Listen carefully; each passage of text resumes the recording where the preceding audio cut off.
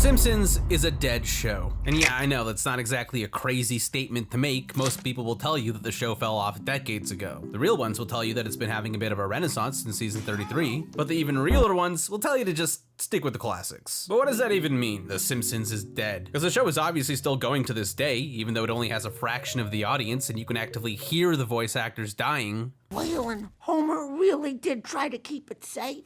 This is all my fault. God, that's bad. Really, what I think people mean when they say that The Simpsons died is that it isn't a very good show anymore. At its peak, it was probably the best comedy ever. It's almost hard to believe that the show could be so perfect. But at some point, it just became average, and that turning point is when people like to say that the show died. Now, I'm sure that there's a variety of episodes that people would say marks that turning point, but on the internet, there's a very popular answer for when The Simpsons died, and it's the now infamous episode, The Principal and the Pauper. I'm an imposter. That man is the real Seymour Skinner. The sentiment that the principal and the pauper killed The Simpsons has been around for a few years now. Even in my community tab, when I asked people which episode killed the show, it was the most popular answer by far. And look, I'm sure there are many possible explanations for that, and I don't want to point any fingers, but also that, I'm totally gonna point some fingers, because I blame Entertain the Elk and his super popular video covering the subject the day The Simpsons died. Now, I'm sure he just wanted to make a video voicing his opinions, but I think that because he made a decent case for it being the episode that killed the show, people kind of just agreed with it, and now it's a household opinion. Yeah, that's right, I'm calling you all sheep. What, you just believe anything a YouTuber tells you? Psh, think for yourselves, people, but also blindly agree with everything I'm about to say, because if you don't swallow my tripe, then you're a grade A moron. Nah, but to be fair, the episode had been getting criticism since all the way back in 1997 when it first aired, and Entertain the Elk made some legitimate arguments for why the principal and the pauper killed The Simpsons. It retconned the major character, it has a pretty ridiculous screw the audience you ending, and it was lambasted by show creator Matt Groening and Skinner's voice actor Harry Shearer. These are all things that seem to have really rubbed people the wrong way about that episode, and it's caused them to point at it for the show's downfall because of how it paved the way for poor Simpsons writing in the future. Now look, I definitely understand what the criticism is getting at. I can see how changing a major character without consequences might have allowed the show to go in a direction where anything could happen and they didn't have to explain themselves. I mean, just look at the Mike Scully years. They were definitely filled with ridiculous storytelling and those weird, abrupt, unsatisfying endings. Like, who could forget Homer shooting Marge with sleeping darts? Or of course, the time that they wrote themselves out of a plot hole filled story by having all the characters suddenly go surfing. I know it seems far-fetched, even insulting to your intelligence, but there's a simple and highly satisfying explanation. You see... Hey, everybody! Surf's up! Cowabunga! Now, if you want to make the argument that the Scully years were the years that the show lost its way, I totally agree, because that's when things went off track and the show has just never been the same since. But is it actually fair to blame the principal and the pauper for starting that? Did it really pave the way for bad writing in the future? Well, I couldn't possibly solve this mystery. Can you? Yeah, I'll give it a shot. I mean, it's my job, right? First off, let's look at what this episode actually does. It tells us that Seymour Skinner was really Armin Tamzarian the whole time, which on one hand does change the character. It means that he's been keeping this big lie from everyone in town, and as Marge puts it in the Quickie Mart, that makes him feel like a stranger. I mean, the dude is a major character that we as the audience have known for ages. There's an established history there, and we built our relationship with him based on that history. So for this episode to come along and say, actually, he's someone else, but also let's never talk about that again, feels kind of wrong. And personally, I think the most damning thing about that is how it recontextualizes the relationship between Agnes and Skinner, because apparently they've both been keeping this lie the whole time out of mutual self-interest since the day Skinner got back from the war. You can have some lima beans as soon as you cleaned your room. Go! Upstairs. Third door on the left.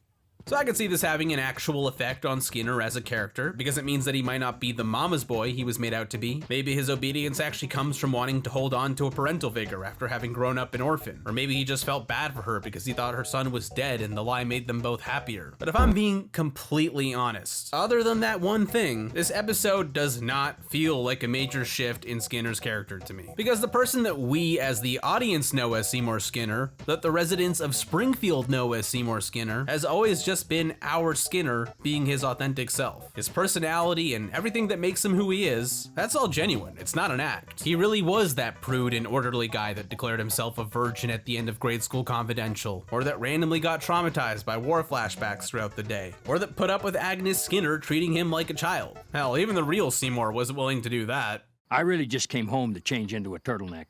Seymour! Sit! In the morning. Oh, Mom? I'm borrowing your car. Sure, the real Skinner wanted to be principal of Springfield Elementary. And yes, our Skinner probably only took the job for that exact reason, but everything else that makes Skinner the weenie we all know and love was clearly original to our Skinner, because the real Seymour is nothing like him. In fact, he even makes a comment directly stating this fact in the episode itself. Well, that's about it. So for the past 26 years, I've dedicated myself to living out your dream. I didn't dream anything about an aqua suit or a lavender shirt. So yeah, I don't really think this episode changes Skinner that much at all. If anything, I think it's very careful to remain faithful to the Skinner we all know and love. They make a point of showing how much joy he gets out of maintaining the school, the way he measures the height of the garbage pile or declares that he's got it going on after making sure the school bell is on pitch. And let's not forget, they even keep him perfectly in character during fish out of water situations, like when he starts working a more adult-oriented job. Oh, yes. Capital City's nakedest ladies. They're not even wearing a smile. Nod suggestively. Like, come on, that entire joke only works because Skinner is so in character. And this episode really nails him from every angle, too. We even get to see plenty of his weird relationship with Agnes, like their weekly silhouette night. And honestly, as a character study, I really don't find this episode all that different from Season 5's Seymour Skinner's Badass Song, where he gets fired from his job and becomes friends with Bart. These episodes have two major things in common. Both use an unusual situation to give us a deeper look into Skinner, one by having him get fired from Springfield Elementary and the other by having him leave Springfield, and both deepen his relationships with one of his foils. In Season 5, that's Bart, bonding with his nemesis, giving them both a newfound appreciation for each other, and in this episode, it's Agnes, who finally shows him some love and vulnerability for once. In fact, I think this might be the first time we've ever seen that side of her. Now there was a weenie you could be proud to call your son. Did you ever tell him that? Also, there's a decently emotional scene with Edna when he's leaving town. It's nothing new for the character, but it is touching anyways. But I just really like the way she conveys so much emotion with her O's. That's the kind of talk that makes me want to marry you. But instead, I'm leaving town forever. My point is that even though this is definitely a retcon because they changed his origin story, I've never really found it to impact my relationship with Skinner as a character at all, because everything about him that matters is still the same. I always just took it to mean that at some point during the war, he became the man we all know today, and that's who he's been ever since. Besides, if we're gonna be real purist assholes about this, then people should dislike Lisa's first words and Maggie Makes 3 and Lisa Sacks too, because all three of those episodes changed the timeline on us in one way or another, pushing things forward to match the show's ever-extending shelf life. But you never hear people complain about that stuff, at least not for the Golden Age episodes, even though it was totally a slippery slope that led to episodes like That 90s Show and Homer becoming a millennial. But okay, if it's not the retcon that's the problem, then it's the ending. That stupid ending that resets everything back to normal in such a goofy and abrupt way. People hate that ending because it's the first time that the show ever really did something like that. It took this big character moment for Skinner and brushed it under the rug like Garbage Day when Marge is in prison, which opened the door for more stupid endings that plagued the series during the start of its downfall. But again, is that actually true? Is it really fair to put that all on this episode? Because I seem to remember a time when The Simpsons did its first ever two-parter, one of the biggest events in the show's history, that also ended in a pretty stupid and ridiculous way. Who Shot Mr. Burns is widely accepted by fans as a highlight for the show. In fact, it had so much hype behind it that over 22 million people tuned in to see the conclusion. And in the end, after all the mystery, it turned out that the shooter was Maggie. One who shot me was... Maggie Simpson! Wow. That really wrapped up everything into a neat little package. Of course, in retrospect, the fact that they chose to go with the most inconsequential character for the reveal makes perfect sense, because the show always resets at the end of each episode unless they're killing someone off, and making anyone else the shooter could have actually had some sort of lasting impact on their character. So in the end, it only really works with Maggie, even though the premise is absolutely ridiculous. And the same goes for the principal and the pauper. They were always gonna have to write the real Skinner off of the show somehow. It's a classic case of entering and exiting a character in the same episode, just like they did with Larry Burns back in season 8. Granted, the ending of the principal and the pauper is somehow stupider than a baby shooting Mr. Burns, or even Larry forgetting that he has a family, but at least the episode makes an attempt at earning its ending. We do get a story that builds around certain people from Springfield wanting Skinner back, so there is at least an emotional satisfaction to the whole thing. Now, if you want to point at an episode from season 9 that has a stupid ending, why not blame Das Bus with its insane storytelling where the kids are finally saved by, oh, I don't know, let's say Mo? Besides, even the widely agreed upon Golden Age years were known to have fun with their endings from time to time. Who's playing that music? And where's all that liquor coming from? It's a party, Marge. Doesn't have to make sense.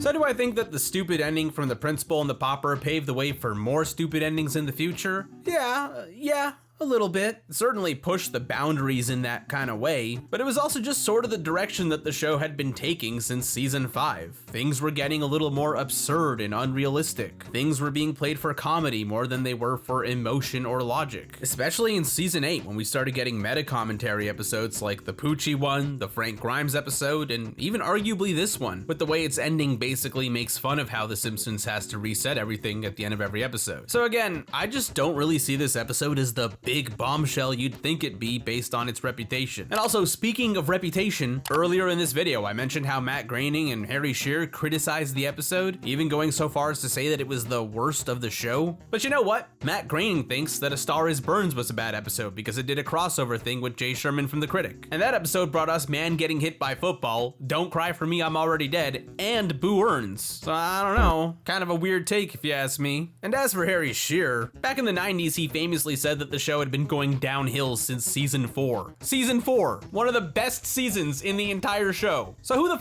cares what those guys think? They have weird opinions anyways. But you want to know what actually matters? The Principal and the Pauper is a hilarious episode. It has so many classic jokes from a writing team that is clearly still firing on all cylinders. Like seriously, go watch this thing right after you're done with my video, and you'll be shocked to find that it's right on par with the golden age of The Simpsons. Hell, it is the golden age of The Simpsons. How else do you explain the car joke? And why am I here? Because the streets of Capital City are no place for 3 unescorted ladies. And why are the kids here? Because we couldn't find Grandpa to sit for them. And why is Grandpa here? Because Jasper didn't want to come by himself. But you want to know what isn't Golden Age Simpsons? You want to know what episode really destroyed the show? I'll give you a hint. Alligator Alive Time was entire the. And if you don't understand that hint, then maybe it's time you go watch The Real Gyms, you psychos? But yeah, the episode I'm talking about is Kill the Alligator and Run. We built this city! This kick-ass city! What kind of music built this city? Rock and roll.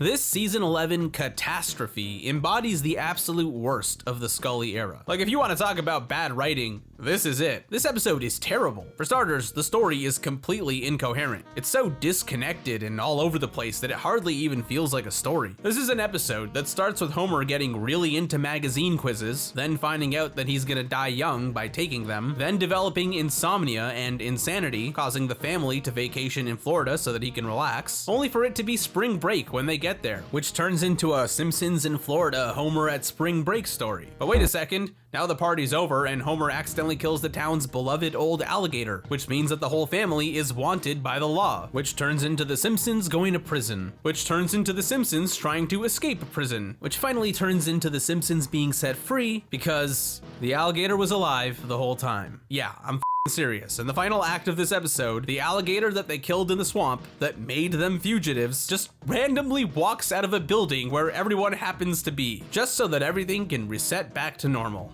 Yeah. The story is trash. It's stupid and it's glued together and it's trash. It feels like an episode that's trying to be 4 things at once and not succeeding at any of them. And by the way, speaking of changing characters, if you think the Principal and the Pauper made irreparable changes to Skinner, you should see what this thing did to Homer, because Jesus Christ is Homer ever unlikable in this episode? At every given turn, he's an asshole. He makes Flanders cry over Maude's death. He drinks all the beer at the Kid Rock concert. He nearly gets the family killed after obnoxiously forcing them to party with him. And when they get to Florida, he instantly goes from freaked out insomniac to guy tipping over his own car. This looks like a terrible place to relax. We're gonna get you to him, huh?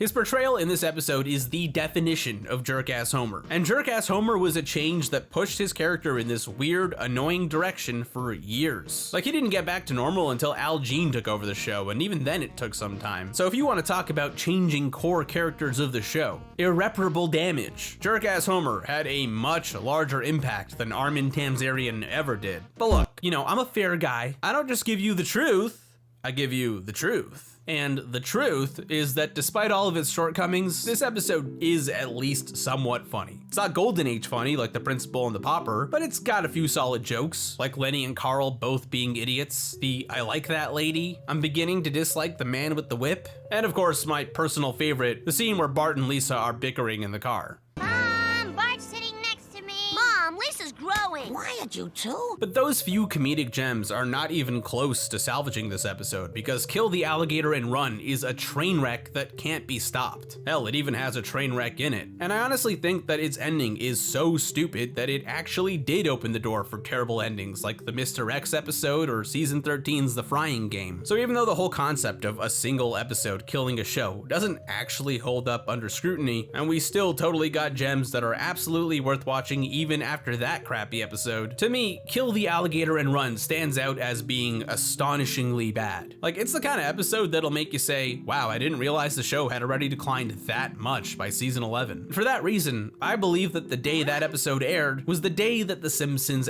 actually died.